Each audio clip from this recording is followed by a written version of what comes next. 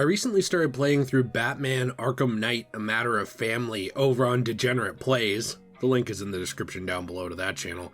And one thing I've been thinking about a little bit is just how underrated this expansion is. Now, this isn't really meant to be a hype piece about the expansion, nor is it, I guess, a really detailed review. It's a little bit of a review, I guess. I just wanted to really talk about the game itself, because it really does operate a little bit as a standalone DLC expansion, almost like a little bit of a game. It's not huge, but it can be experienced on its own within Arkham Knight. I mean, you have to have Arkham Knight to play it, but it really does feel like its own prequel to the Arkham franchise in a lot of ways. Yet a sequel because of when it takes place after Arkham Origins, and I think that it's really well done and interesting and builds on a lot of characters very, very well. So before we hop into it, please be sure to leave a like and subscribe for more content if you enjoy this. I appreciate you very, very much. We are getting closer to 113,000 subscribers, and hey, you know what? Even though we've slowed down in the last year, we're still chugging right along like a freight train, and that's thanks to you guys, so thank you very much. Now, when it comes to A Matter of Family, I don't hear that many people talk about this, and I actually think a lot of people never played it, especially because of the whole situation around the Batman Arkham Knight Season Pass. There were a lot of people very disappointed with the Season Pass because many of the character expansions were very, very short. Take Red Hood's, for example, Catwoman's, etc. They're just very short experiences that aren't exactly worth writing home about very much. Just a tiny little thing, have fun with the character, and move on. But when it comes to Batgirl in Arkham Knight's A Matter of Family, there's a whole lot more at stake and going on that I find fascinating, because this whole thing is essentially about family connections. You have connections between Batgirl, so Barbara Gordon, and Tim Drake's Robin, which, even though I don't agree with the choice to pair them up romantically in this, it just seems kind of random and weird. I don't know what's with DC properties and Tim Drake especially. They just can't get the romances right for Tim Drake. They made the Stephanie Brown one a little bit dramatic, I think, over the years. Then they went with Bernard, who I think is a boring character, but I get in trouble whenever I say that, and doesn't really fit who Tim Drake is. And then, of course, we do have Batgirl here, which I don't know why they went with this, but they did. But it works surprisingly well. Maybe part of me in my head is just trying to rationalize that this is the Dick Grayson Robin, even though it's not. I'm just like headcanoning over it. But the way that they set up these dynamics and relationships, even though I don't agree with choosing that one, it works out pretty well for the DLC, because you sort of have a little bit of a romantic buddy cop type interaction between Batgirl and Robin going on, where they team up several times throughout this DLC, which takes place in a very interesting and specific locale, which we'll get to in a minute. You do have the whole thing going on with Barbara Gordon's father, who has been kidnapped, Commissioner Gordon. He's being held by the Joker, and if Batman gets involved, Commissioner Gordon is going to be executed by the Joker. That's pretty much the terms the Joker has laid out. This is also at the height of the classic Joker-Harley relationship going on in this timeline, with even Harley back in her normal jester attire. So there's a lot of really fun, cool nods and fan services in this that also make sense in the timeline. Now, there certainly are some weird things with the Arkham timeline. Like, for example, because of this, Tim Drake seems to have been Robin for a really long time compared to the other two.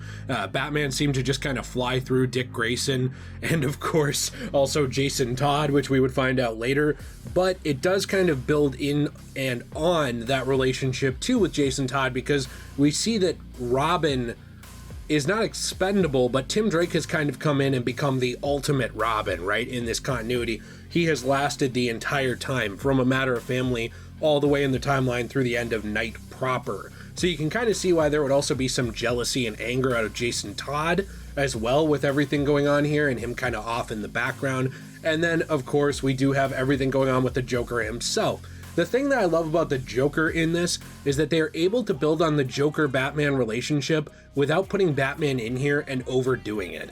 Now, I think that a lot of people were very tired of Joker by the time they got to Knight, because there were some misdirections in Origins and Knight that essentially Joker wasn't going to play a big part in them. Only later on would we realize that the entire Rocksteady Arkham saga, I guess, was very, very heavily about this relationship between Batman and the Joker. He was never going to go away. Even after he was dead, he wasn't really gone.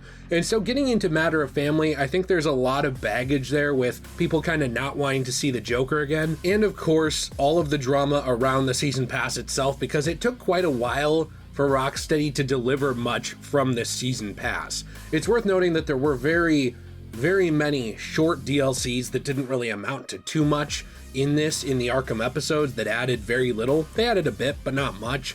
And then there was a Matter of Family, and of course, Season of Infamy, which I think would go on to actually expand the campaign of this game very, very well. The story mode actually got a very robust expansion late in the game's life, but people didn't really have the patience for that between tons of driving tracks, race tracks, and Batmobiles and all kinds of stuff like that getting dropped into the game, and that already being a point of contention with how focused on the Batmobile Arkham Knight was, that I think a lot of people don't actually take the time to appreciate some of the subtleties of what Matter of Family did. In terms of actually expanding on character motivations, character relationships, especially between Batman and the Joker, or the Joker and the Bat family, and even seeing some of the derangement of Harley Quinn, these things go very much underappreciated and kind of fly over the heads of a lot of people who were disappointed by Arkham Knight and didn't play it. And frankly, I can't blame some of those people. There were a lot of misdirections, like I said, with who the Arkham Knight was, where Joker was going to be, and his role in the story, and things like that. But this kind of came out as a little bit of a hidden gem. As you make your way through the Seagate Amusement Park, you get a lot of different lore on different characters, one of them being the Joker, but especially the character of Edward Burke, who actually built Seagate Amusement Park and left behind a lot of different audio recordings, kind of showing his descent into madness and what happened with him. There's a lot more you can see in the game, and I can't do it all justice, but essentially Burke was sort of pushed into insanity by the Joker and Harley Quinn over time. He was manipulated, almost groomed in a way, to build this place for the Joker, and then when he was no longer necessary, he was pretty much just written out of the picture.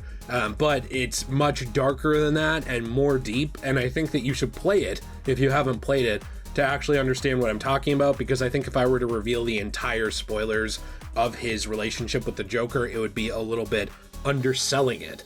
However, there's a lot of other relationships going on too, because the whole point of this DLC is actually to sort of try and strain and get rid of the Bat family. You even hear Joker monologuing to himself near the beginning, talking about how things used to be so simple. It was basically just him and Batman, and that was just kind of the shtick. It was a lot of fun for him. But then, of course, Batman started forming these relationships and ties with other characters like Barbara Gordon, like Tim Drake, like Jason before Tim, or Dick Grayson. And all of a sudden there was a lot more players on the board than the Joker was comfortable with. Not because they beat him, he never really cares that much about that, but because, of course, it was supposed to be a personal thing. At the core of the Arkham franchise is a love story. It's a deranged one. This Joker is very obsessed with like a psychological sense of belonging and love tied to Batman. So because of that, he's very much going after this element of Batman to kind of try and prune and eliminate it and work things around in order to get things back to the status quo that he's comfortable with. On the other end of it, it's not just a Joker story. This is very much a coming of age, proving themselves story for these members of the Bat family in Tim Drake and Barbara Gordon. They're not used to going up against massive threats like this on their own and having to navigate this entire amusement park that's full of thugs with guns and supervillains like Joker and Harley. It's a pretty big deal and stepping stone for them in proving their value to the Bat family and to Gotham without Batman being there to pull them out of the fire. Batgirl is portrayed very femininely, but very strong. This is something that I think is often lacking in media now.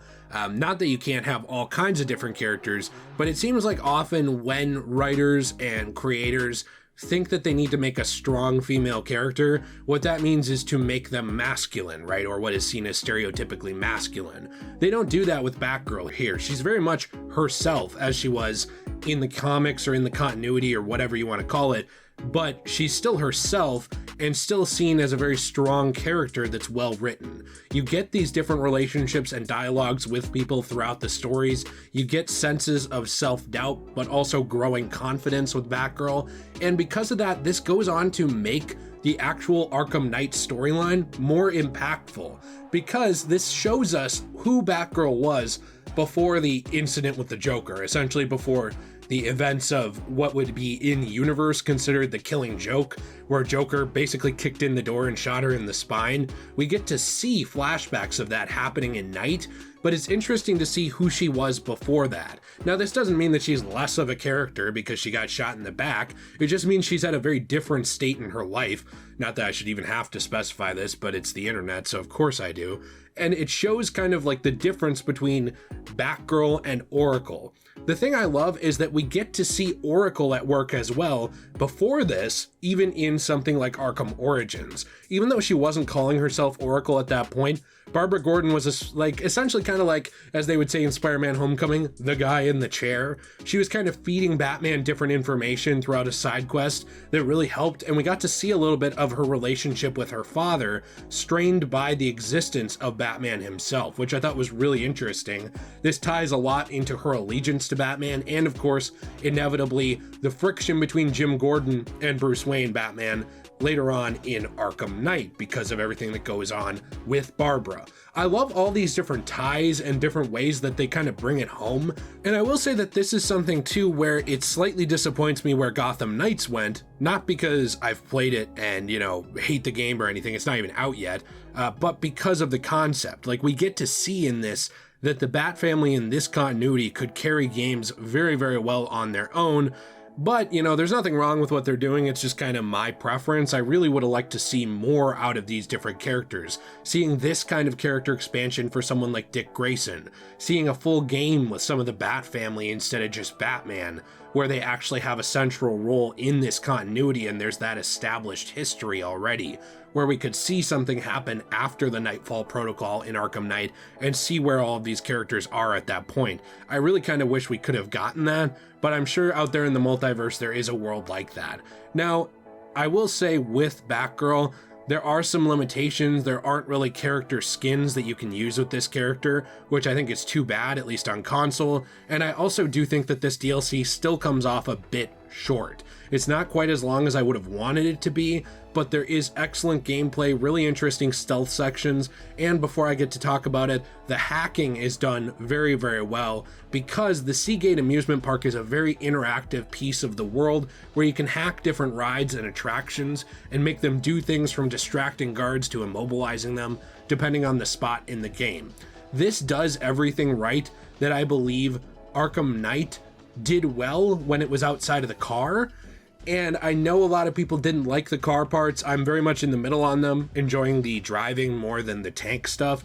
But this kind of avoids all of that baggage. It kind of avoids all the baggage of later on in the timeline where people wanted Joker gone. It avoids the car. It avoids pretty much everything that people were frustrated with, and is able to just give a very open but linear storyline that lets you go through, find some Easter eggs, find a bunch of lore, discover some secrets, beat the Joker and Harley, and move on. It's a very self-contained, fun little story. It's fun for people who have played Arkham. It's fun for people who hadn't. I just love this DLC, and I think it's too bad that it's so slept on in terms of a standalone, fun little game experience in the Arkham timeline. Now, I feel like I could go on about this because there are some really cool secrets and hidden things in this that we've talked about before, but the video is already getting a bit long, so I think I'm going to end it there because, as I said before, I enjoy this DLC a lot. I have mostly good things to say about it. Do I wish it was a little longer? Yes. Do I wish there was some more cosmetics for Batgirl?